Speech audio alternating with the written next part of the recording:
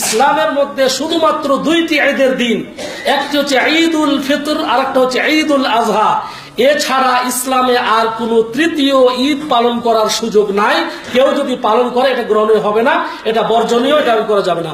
তো যীশু খ্রিস্টের জন্মদিন হেতু যেহেতু খ্রিস্টানরা আজকে তাদের ক্রিসমাস ডে পালন করছে, মুসলমানরা এই মানে তাদের যীশু খ্রিস্টের জন্মদিনে মুসলমানরা আনন্দ যেমন করতে পারবে না, তাদের সঙ্গে কোনোভাবেই সহযোগিতা করতে পারবে না, এমনকি তাদেরকে অভিবাদন দিতে পারবে না। তাদেরকে আপনি বলতে পারবেন না ক্রিসমাস ডে হিসাবে তাদেরকে যে অভিবাদন দিবেন, মুবারকবাদ দিবেন, যেমন আমরা ঈদ মুবারকে পরস্পরকে ঈদ মুবারক দিই, এটা জায়েজ বা বৈধ নয়। কেন?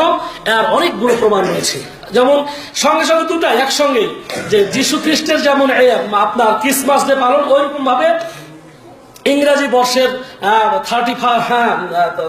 31st নাইট, যেটা যে আপনার এই ইংরেজি বর্ষের সূচনা, এই হিসাব যে আপনি নববর্ষ পালন করবেন, এগুলো ইসলামের সম্পূর্ণ বেদাত।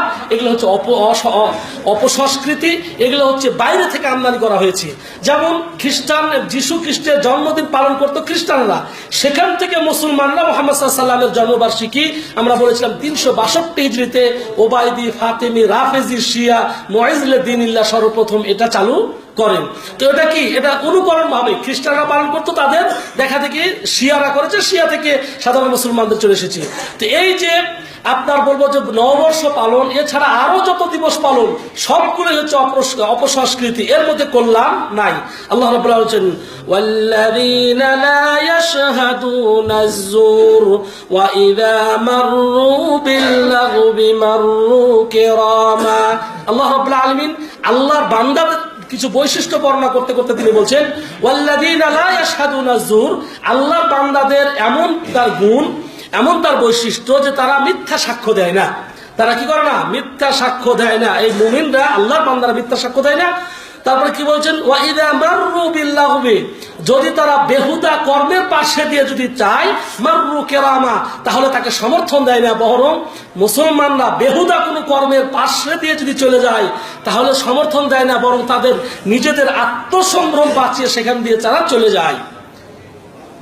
হিন্দুদের দুর্গা পূজা হচ্ছে, কালী পূজা হচ্ছে, অথবা কোনো পূজা হচ্ছে, তারপরে খ্রিস্টানদের ক্রিসমাস ডে সহকারে তাদের যে ধর্মীয় যে দিনগুলো পালন করা হয়, উৎসব, এগুলো এই সমস্ত মুসলমানরা যদি কেউ দেখে, তাদের রাস্তায়ও যদি পড়ে যায়, তাহলে সেখানে দেখি একটু দেখে যায়, না, জায়েজ না, এটা আপনার করা যাবে না। তো এখানে আল্লাহ রাব্বুল আলামিন বলছে, ওয়া ইযা মাররু বিল-লাগবি, মুমিনদের এমন একটা বৈশিষ্ট্য যে মুমিনরা বেহুদা কোনো কর্মের পাশে দিয়ে হেঁটে গেলেও সেখানে দাঁড়িয়ে থেকে যে দেখবে কৌতূহল বশত, এটাও মুমিনদের বৈশিষ্ট্য নয়। তাহলে যদি হিন্দুদের কোনো অনুষ্ঠান হচ্ছে, খ্রিস্টানদের কোনো অনুষ্ঠান হচ্ছে, সেই ধর্মীয় অনুষ্ঠানের পাশে দিয়ে গেলে দেখারও সুযোগ নাই। এই যে আমি আবার যে বেহুদা কর্মের পাশে দিয়ে গেলে এটা যে ক্রিসমাস ডে অথবা এটা যে ধর্মীয় অনুষ্ঠান, এটা কিভাবে বুঝবো?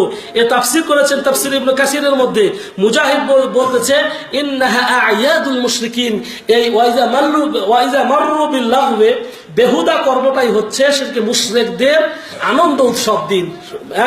আমার আপনার খ্রিস্টান মুশরিকদের অনুষ্ঠানাদি, এটা থেকে আল্লাহ রাব্বুল আলামিন আপনার মুশরিকদের অনুষ্ঠানাদির কথাই আল্লাহ রাব্বুল আলামিন বলছেন।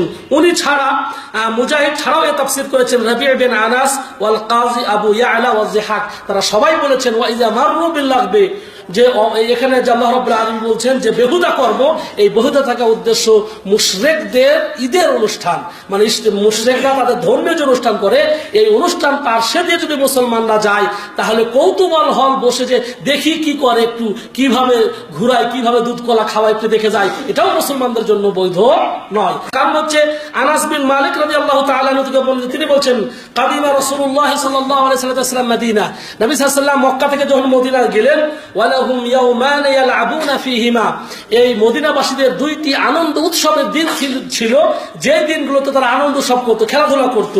ফাকাল রাসূলুল্লাহ সাল্লাল্লাহু আলাইহি ওয়াসাল্লাম, মা হাযা ইয়াওমান, নবী সাল্লাল্লাহু আলাইহি ওয়াসাল্লাম বলছেন যে মা হাযা আল ইয়াওমান, আজকের এই দুইটা দিন এটা কিসের দিন? তোমরা এই দুইটা দিনে দেখছি বিভিন্ন তোমরা অনুষ্ঠান করো, খেলাধুলা, কিসের দিন তোমাদের? ক্বালু কুননা নালআবু ফীহিমা ফিল জাহিলিয়া, হে আল্লাহর রাসূল, এই দুইটি দিনে আমরা জাহেলি যুগে খেলাধুলা করতাম, আনন্দ উৎসব আমরা করতাম। করতাম। ফাকালা রাসূলুল্লাহ সাল্লাল্লাহু আলাইহি ওয়াসাল্লাম, রাসূল সাল্লাম এই কথা শুনে তিনি বললেন, ইন্নাল্লাহ কাদ আবদালাকুম বিহিমা খায়রান, যে আল্লাহ রাব্বুল আলামিন এই দুইটি দিনের পরিবর্তে উত্তম দুইটি দিন তোমাদের দিয়েছে। এই দুইটি তোমরা যে জাহেলি যুগে তোমরা যে আনন্দ উৎসব করতে, খেলাধুলা করতে, ঈদ পালন করতে, এই দুইটি দিনের পরিবর্তন করে আল্লাহ রাব্বুল আলামিন তোমাদেরকে উত্তম দুইটি দিন দান করেছেন। ইয়াউমাল আজহা ওয়া ইয়াউমাল ফিতর, একটা হচ্ছে ইয়াউমাল আজহা, ঈদুল আজহা এবং ঈদুল ফিতর। তাহলে এখানে মুসলমানরা ওই সমস্ত জাহেলি যুগে অনুষ্ঠান পালন করত, তারা ঈদ আনন্দ উৎসব পালন করত। আল্লাহ রাব্বুল আলামিন ওই সমস্ত ঈদকে সমর্থন না করে ওগুলো পরিত্যাগ করার জন্য মুসলমানদেরকে ঈদ অনুষ্ঠানের জন্য দুইটি ঈদ দিয়েছে, ঈদুল ফিতর এবং ঈদুল আজহা। সুতরাং এটা মুসলমানদের জন্য অন্যদের ধর্মীয় অনুষ্ঠানের দিন মুসলমানদের কোনোভাবে সহযোগিতা করা অথবা সেখানে যাওয়া করা বৈধ নয়। সম্মানিত ভাইরা, হযরত ওমর রাদিয়াল্লাহু তাআলা বলছেন, ইয়াকা ওয়া রাতানাতাল আআজিম, ইয়াকা ওয়া রাতানাতাল আআজিম। আজমি বলতেছেন তিনি আজমি অর্থাৎ অনারবদের যে ভাষা তোমরা বুঝো না এগুলো পরিত্যাগ করো। হ্যাঁ, ওমর রাদিয়াল্লাহু তাআলা ইয়াকা ওয়া রাতানাতাল আআজিম, অনারবদের কৃষ্টি কালচারকে তোমরা পরিত্যাগ করো, এগুলো তোমাদের সমর্থন করো না, এগুলো তোমরা পালন করো না। এবং কি হচ্ছে, ওয়া আন তাদখুলু আলাল মুশরিকিনা ইয়াওমা ঈদিহিম ফি কানাইসিহিম।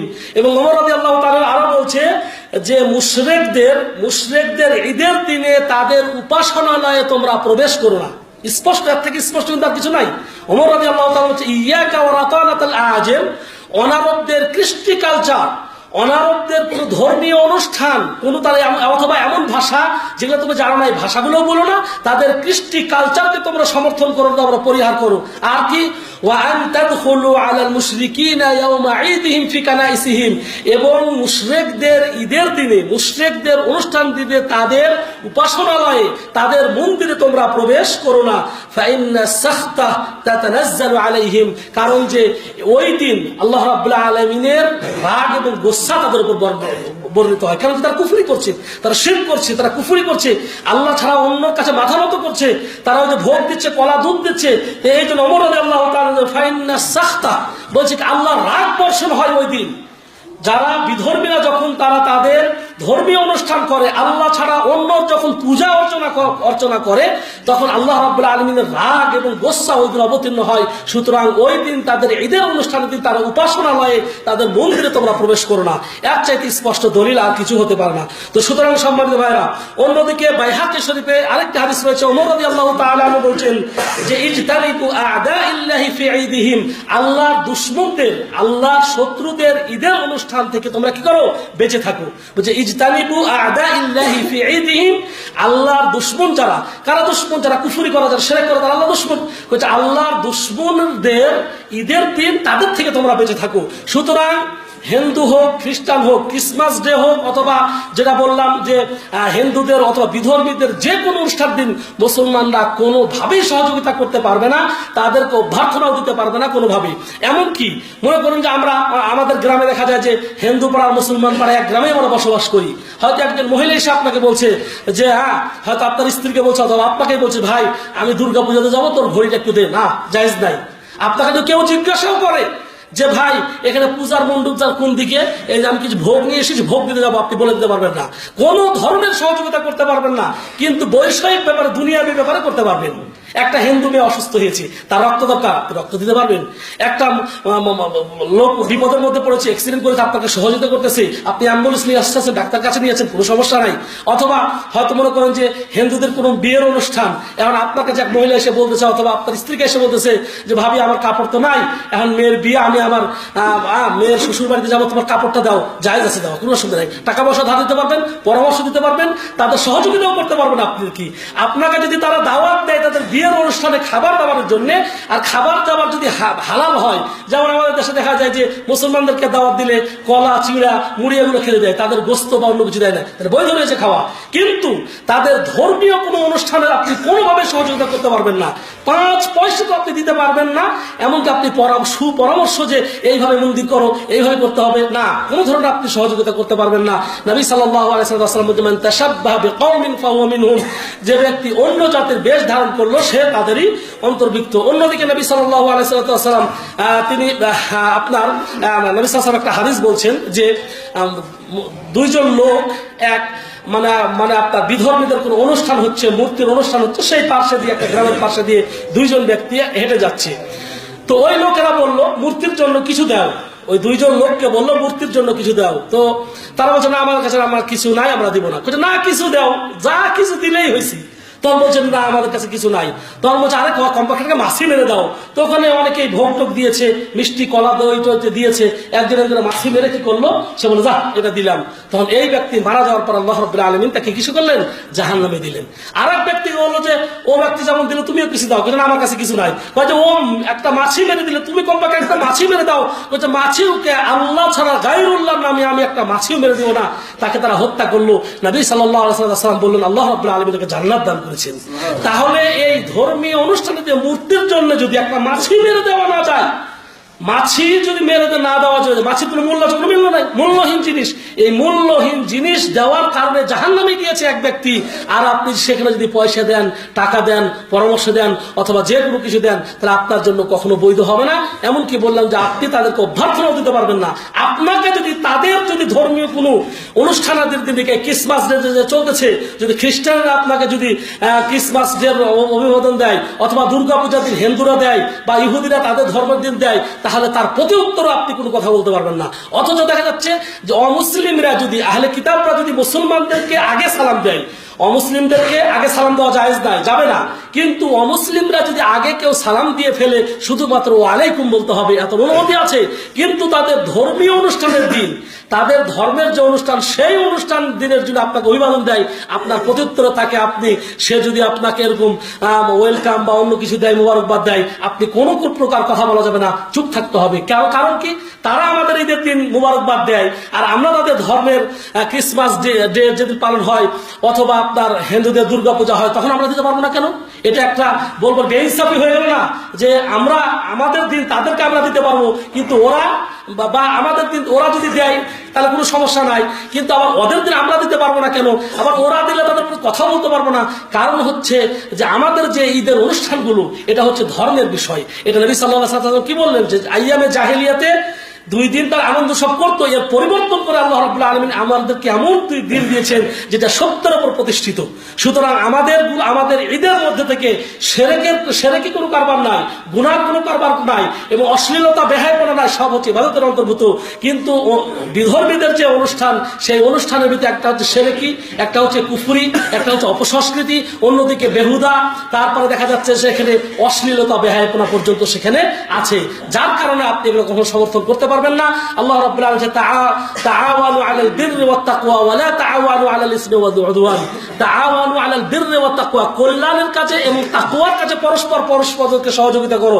ওয়া লা তাআওয়ানু আলাল ইসমি ওয়াল উদওয়ান, গুনার কাজে এবং আদাওয়াতি কাজে, হিংসা বিদ্বেষের কাজে তোমরা পরস্পরকে সহযোগিতা করো না। সুতরাং কোনোভাবে এই বলবো যে বিধর্মীদের অনুষ্ঠানাদি দিতে তাদের সেখানে আপনি যেতেও পারবেন না, তাদেরকে সহযোগিতাও করতে পারবেন না, তাদেরকে মুবারকবাদ বা অভিবাদন এগুলো আপনি দিতে পারবেন না। শেখ ইবনে বাজ রাহিমাহুল্লাহ বলতেছেন যে কোনো মুসলমান নর নারীর জন্য জায়েজ নয় যে তারা ইহুদি, খ্রিস্টান এবং অন্যান্য কাফেরদের ধর্মীয় অনুষ্ঠানাদিতে তারা কি করবে, শরীক হবে, এরকম জায়েজ নাই। এবং ইবনে তাইমিয়া রাহিমাহুল্লাহ, ইবনে কাইয়িম রাহিমাহুল্লাহ বলতেছে যে মুশারাকা তো করা যাবেই না, অংশগ্রহণ তো করতে পারবেন না, এমনকি আপনি সমর্থনও দিতে পারবেন না। অনেকে আছে না, অনেকেই তো দেখা যায় যে ঈদের মতো যতটুকু আনন্দ বোধ না করে, দেখা যায় যে দুর্গা পূজা অথবা ক্রিসমাস ডেতে বেশি আনন্দ বোধ করে। তারা মনে করে কি যে মাশাআল্লাহ আজকে ওদেরও আজকে ঈদের দিন। হ্যাঁ, তখন দেখা যায় যে এমনকি তাদের ধর্মীয় অনুষ্ঠানাদিতে আপনি ব্যবসা প্রতিষ্ঠান সেখানে নিয়ে যেতে পারবেন না।